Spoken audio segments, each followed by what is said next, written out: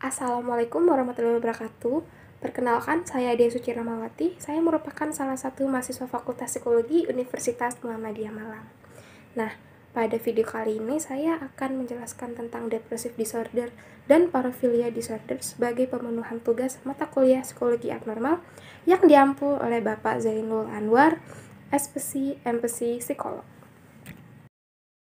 Nah, yang pertama adalah depressive disorder. Apa sih yang terlintas di benak kalian saat mendengar kata depresi? Ataukah sedih berkepanjangan, tidak memiliki gairah hidup atau semangat hidup, atau bahkan sampai melakukan yang namanya bunuh diri? Nah, berkesempatan kali ini saya akan menjelaskan tentang depressive disorder itu sendiri. Depresi sendiri merupakan gangguan suasana hati atau yang biasa kita sebut dengan mood yang ditandai dengan rasa sedih yang mendalam dan rasa tidak peduli. Semua orang pasti pernah merasakan sedih dan murung. Seseorang dinyatakan mengalami depresi jika sudah 2 minggu merasa sedih, putus harapan, putus asa, dan merasa tidak berharga. Depresi yang dibiarkan berlanjut dan tidak mendapatkan penanganan bisa menyebabkan terjadinya penurunan produktivitas kerja, gangguan hubungan sosial, hingga munculnya keinginan untuk melakukan bunuh diri. Penting untuk mengetahui penyebab-penyebab depresi. Berikut saya akan menjabarkan penyebab-penyebab dari depresi itu sendiri. Dan depresi lebih sering dialami oleh orang dewasa, dan penyebabnya diduga berhubungan dengan faktor genetik, hormon, dan zat kimia di otak. Beberapa faktor pemicu terjadinya depresi diantaranya yang pertama, mengalami peristiwa traumatis. Selanjutnya, memiliki penyakit kronis atau serius, dan mengonsumsi jenis obat-obat tertentu. Dan juga memiliki riwayat gangguan mental lainnya. Yang terakhir adalah memiliki tekanan batin, misalnya karena keuangan atau masalah rumah tangga. Depresi sendiri biasanya ditandai dengan adanya perasaan sedih, kurangnya energi dan minat, murung, iritabilitas, masalah tidur, masalah nafsu makan terganggu, distorsi kognitif seperti mengkritik diri sendiri, timbul rasa bersalah, perasaan tidak berharga, kepercayaan diri menurun, pesimis, hingga putus asa. Dan juga yang terakhir yang paling parah, pikiran untuk melakukan bunuh diri. Dan juga depresi memiliki 3 tahap variasi. Yang pertama adalah tahap ringan, tahap sedang, dan tahap berat. Faktor-faktor penyebabnya terjadi karena faktor organobiologi neurotransmitter yang terdiri atas serotonin, norepinefrin, dan dopamin. Adapun faktor genetik, penelitian dalam keluarga biasanya berkaitan tentang adopsi dan hubungan antar anak kembar. Selanjutnya ada faktor psikososial, peristiwa kehidupan, dan stres lingkungan. Selanjutnya ada faktor kepribadian dan faktor psikodinamik pada depresi itu sendiri. Penggalongan diagnosis. Gejala utama dari depresi itu sendiri yaitu ada 3, perasaan depresif, kehilangan minat dan kegembiraan, dan berkurangnya energi yang meningkatkan keadaan mudah lelah dan menurunnya aktivitas sehari-hari. Adapun gejala-gejala pendukung seperti konsentrasi dan perhatian berkurang, harga diri dan kepercayaan diri berkurang, gagasan tentang rasa bersalah dan tidak berguna, pandangan masa depan yang suram dan pesimistis, gagasan atau perbuatan membahayakan diri atau bunuh diri, tidurnya menjadi terganggu, nafsu makan berkurang. Nah, untuk tahap depresi dari ketiga tingkat keparahan tersebut diperlukan masa sekurang-kurangnya 2 minggu untuk penegakan diagnosis itu sendiri. Akan tetapi, periode lebih pendek dapat dibenarkan jika gejala luar biasa beratnya dan berlangsung sangat cepat. Nah, kali ini kita akan masuk pada tahap-tahap depresi. Yang pertama adalah tahap depresi ringan. Ciri-cirinya adalah, menurut pedoman diagnostik, yang pertama sekurang-kurangnya harus ada 2 dari 3 gejala utama depresi, ketiga yang sudah saya sebutkan di awal tadi. Yang kedua adalah ditambah sekurang-kurangnya 2 dari gejala lainnya. Yang ketiga, tidak boleh ada gejala yang berat diantaranya. 4, lamanya seluruh episode berlangsung sekurang-kurangnya sekitar 2 minggu atau lebih. Yang kelima, ada hanya sedikit kesulitan dalam pekerjaan dan kegiatan sosial yang biasa dilakukan. Nah, dalam tahap ini, gejala-gejala yang timbul tidak menunjukkan intensitas yang sangat berat yang dapat mempengaruhi kegiatan sehari-hari. Seperti itu. Yang berikutnya adalah depresi sedang. Yang pertama, sekurang-kurangnya 2 dari 3 gejala utama depresi seperti pada tahap depresi ringan. Yang selanjutnya ditambah sekurang-kurangnya 3, tapi bisa sebaiknya 4 gejala lainnya. Yang ketiga, lamanya seluruh tahap berlangsung minimum sekitar 2 minggu atau lebih. Yang keempat, mengalami kesulitan nyata untuk meneruskan kegiatan sosial, pekerjaan, dan urusan rumah tangga. Nah, pada tahap sedang ini, gejala-gejala sudah menunjukkan intensitas yang lumayan tinggi dan menyebabkan kesulitan dalam menjalani kehidupan sehari-hari seperti berkegiatan sosial, pekerjaan, bahkan urusan rumah tangga. Nah, yang selanjutnya adalah depresi berat. Nah, depresi berat ini juga dibagi untuk beberapa. Yang pertama adalah depresi berat tanpa gejala psikotik. Gejalanya yaitu semua 3 gejala utama yang saya sebutkan di awal tadi harus memenuhi 3 gejala utama tadi. Yang kedua ditambah sekurang-kurangnya 4 dari gejala lainnya, dan beberapa diantaranya harus berintensitas berat. Harus berlangsung sekurang-kurangnya 2 minggu, tetapi jika intensitas sangat tinggi, maka masih dibenarkan untuk menegakkan diagnosis kurang dari 2 minggu. Yang selanjutnya, sangat tidak mungkin pasien akan mampu meneruskan kegiatan sosial, pekerjaan, atau urusan rumah tangga kecuali pada taraf yang sangat terbatas. Nah, pada tahap depresi berat ini sudah mulai mempengaruhi kehidupan sosial, rumah tangga, bahkan sampai pekerjaan. Tetapi masih bisa menjalankan kegiatan sosial, pekerjaan, dan rumah tangga dalam taraf-taraf tertentu saja. Yang selanjutnya adalah depresi berat dengan gejala psikotik. Nah, depresi berat dengan gejala psikotik ini yang pertama harus memenuhi depresi berat, kriteria depresi berat tanpa gejala psikotik dahulu. Lalu disertai dengan waham, halusinasi, atau stupor depresif. Nah, pada tahap depresi berat dengan gejala psikotik ini mulai timbul yang namanya halusinasi atau stupor depresif yang terjadi di alam bawah sadar.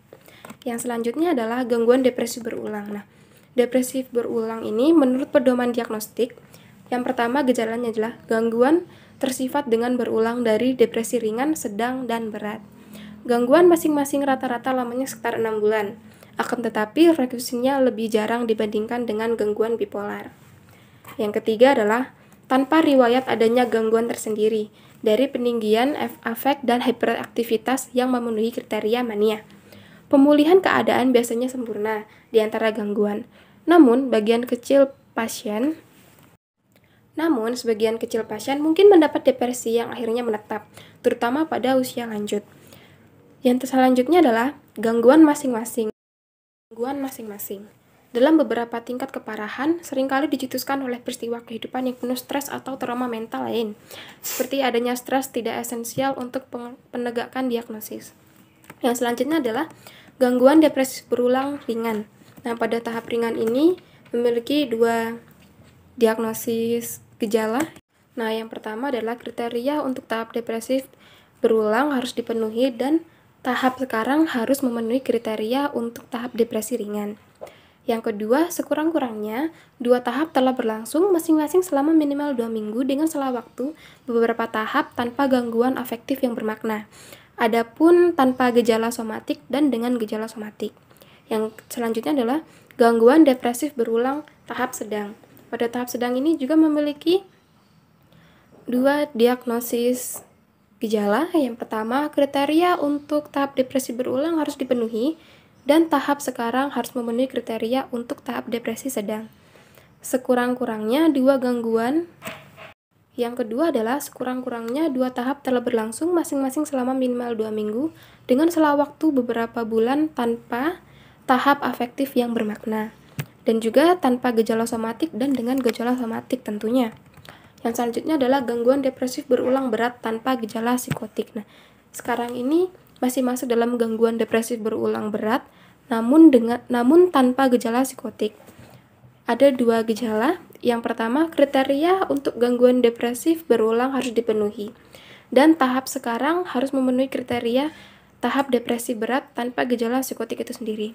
Yang kedua, sekurang-kurangnya 2 tahap telah berlangsung masing-masing selama minimal 2 minggu dengan selang waktu beberapa bulan tanpa adanya tahap afektif yang bermakna. Yang selanjutnya, gangguan depresi berulang berat skala dengan gejala psikotik. Nah, pada tahap ini disertai dengan gejala psikotik. Yang pertama, gejalanya yaitu kriteria untuk gangguan depresi berulang harus dipenuhi dan pada tahap sekarang harus memenuhi kriteria dengan gangguan depresi berat dengan gejala psikotik itu sendiri.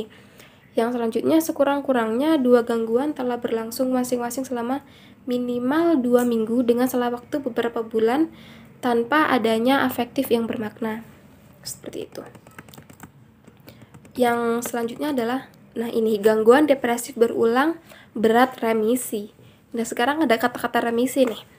Nah, gejala yang pertama adalah kriteria untuk gangguan depresi berulang harus pernah dipenuhi di masa lampau, tetapi keadaan sekarang harusnya tidak memenuhi kriteria untuk tahap depresi dengan derajat keparahan apapun atau tahap lain apapun dalam tahap hipomania sampai dengan tahap afektif YTT.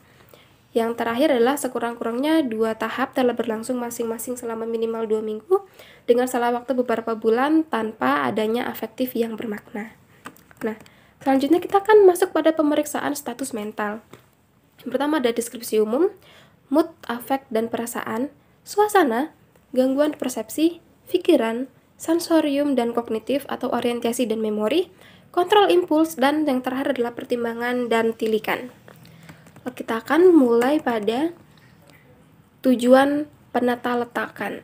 Nah, kita memiliki 4 tujuan dalam penata letakan. Yang pertama adalah keselamatan pasien itu sendiri. Yang selanjutnya, kelengkapan evaluasi diagnostik pasien. Yang ketiga, untuk gejala dan kesehatan jiwa pasien ke depan. Yang keempat atau yang terakhir, menurunkan stres dalam kehidupan pasien itu sendiri. Yang dimaksud dengan stres dalam kehidupan pasien ini adalah stres-stres berat yang dapat mempengaruhi kehidupan si pasien ini sendiri. Yang selanjutnya adalah rawat inap. Indikasi jelas untuk rawat inap seperti kebutuhan untuk prosedur diagnostik. Yang kedua, risiko untuk bunuh diri dan melakukan pembunuhan. Yang ketiga, berkurangnya kemampuan pasien untuk asupan makanan dan tempat perlindungan. Yang keempat, riwayat gejala berulang dan hilangnya sistem dukungan. Adapun terapi-terapi yang bisa dilakukan seperti terapi keluarga. Nah, dalam terapi keluarga ini bukan terapi primer untuk depresi berat, dapat membantu pasien dengan gangguan mood untuk mengurangi dan menghadapi stres. Adapun beberapa indikasinya yaitu gangguan yang membahayakan perkawinan pasien atau fungsi keluarga itu sendiri. Yang kedua, gangguan mood disadari atau dapat ditangani oleh situasi keluarga. Selanjutnya ada terapi farmakoterapi, yaitu menggunakan obat-obatan seperti antidepresan. Obat antidepresan seperti trisiklik atau trisiklik antidepresan atau biasa disingkat dengan TCA. Nah, TCA ini memiliki beberapa jenis obat seperti amitriptilin, impramin, clomipramin, dan tianeptin. Nah, obat-obatan itu termasuk dalam trisilik antidepresan atau TCA. Selanjutnya ada obat antidepresan tetrasiklik. Tetrasiklik ini meliputi obat-obatan maprotilin, mianserin, amoxapin. Adapun selanjutnya obat antidepresan MAOI, reversible atau reversible inhibitor of methylation oxidase atau disebut dengan RIMA, microbimen. Nah, selanjutnya adalah obat antidepresan SSRI, Selective Serotonin Reuptake Inhibitors. Nah, dalam obat ini dibagi menjadi beberapa obat seperti sertalin, paroxetin, dan fluvoxamine, fluvoxetine deloxone, dan citalopram. Adapun obat antidepresan atipikal. Nah, atipikal ini sudah masuk dalam obat-obatan yang cukup keras seperti trazodone, mirtazapine, venlafaxine. Adapun beberapa hal yang harus diperhatikan setelah pemberian obat-obat antidepresan tersebut adalah yang pertama, pada pemberian antidepresan, efek antidepresan dapat bekerja secara optimal dalam 3-4 minggu saja. Yang kedua, timbulnya efek samping menunjukkan obat itu sudah bekerja. Yang ketiga, efek samping SSRI seperti gelisah, mual, dan muntah ini masih tergolong ringan ya. Nah, untuk yang efek samping trisiklik dan tetrasiklik ini yang paling parah adalah merujuk kepada kematian. Yang kelima, efek samping lain, hipotensi, penurunan libido, disfungsi ereksi, dan anorgasmia. Nah, obat trisiklik dan MAOI, gejala yang membaik dimulai dari perbaikan tidur, selera makan, perasaan kurang energi, terakhir perasaan depresi. Seperti itu. Nah, adapun hal-hal tambahan seperti bila setelah 3 minggu setelah pemberian obat tidak ada perbaikan gejala atau perbaikan kurang dari 20%, maka diganti antidepresannya dengan tahap dosis yang lebih tinggi tentunya. Setelah 3-6 minggu masih respon parsial, maka dosis dapat dinaikkan sehingga maksimal atau pemberian augmentasinya misalnya lithium psikostimulan, seperti itu. Selanjutnya ada terapi antidepresan. Harus dipertahankan setidaknya 6 bulan atau sesuai pengobatan tahap sebelumnya. Selanjutnya adalah ECT atau elektrokonvulsif terapi. Nah, elektrokonvulsif terapi ini memiliki indikasi seperti yang pertama, obat tidak berhasil. Yang kedua, kondisi pasien menuntut remisi segera atau bunuh diri yang kuat. 3. Pada beberapa depresi psikotik. 4. Pada beberapa pasien tua yang tidak dapat mentoleransi obat atau penyakit jantung. Nah, pada elektrokonvulsif terapi ini menurut saya tidak begitu efektif ya. Apalagi ada pun indikasi obat tidak berhasil seperti kondisi pasien menuntut remisi segera, seperti pasien sudah benar-benar menginginkan untuk melakukan bunuh diri yang akut, seperti itu. Terima kasih sudah menyaksikan video saya, semoga bermanfaat. Adapun salah-salah kata, saya mohon maaf sebesar-besarnya. Dengan ini saya mengundurkan diri. Billahi fisabilillah, fastabiqul khairat. Wassalamualaikum warahmatullahi wabarakatuh.